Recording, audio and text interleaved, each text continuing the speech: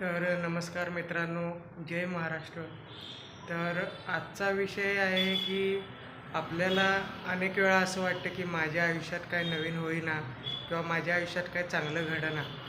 आपलं आयुष्य एका समान पातळीवर चालू आहे आणि ह्यात काही नवीन होत नाही.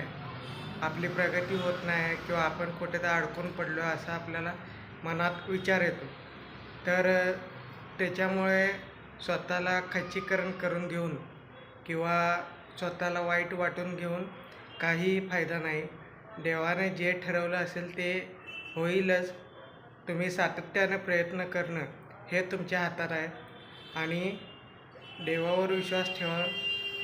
चांगले कर्म करत राहा, चांगल्या गोष्टी करा की आपल्याकडून कुठली वाईट गोष्ट घडायला नको, कोणाला वाईट वाटायला नको आपल्या बोलण्याचं. असं एक एक प्रकारची कृती करा की जेणेकरून दुसरा कोणी आपल्यापासून दुरावला जाऊ नये आणि देवाची भक्ती करा. आणि जे तुम्हाला वाटतं आहे की आयुष्य तिथंच थांबलं आहे, आयुष्यात काय नवीन होईना, तर हा एक काळ असतो की जो समान पातळीवर चालू आहे. येणाऱ्या काळात तुम्हाला गगनभरारी घ्यायची आहे, ही एक गोष्ट लक्षात ठेवा.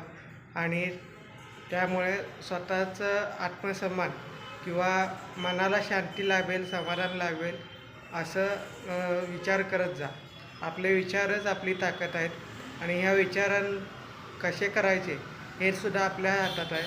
त्याच्यामुळे नेहमी चांगलाच विचार करा, बी पॉझिटिव्ह, आणि येणाऱ्या काळात तुमच्या आयुष्यात सगळं चांगलंच होणार आहे यावर विश्वास ठेवा. धन्यवाद.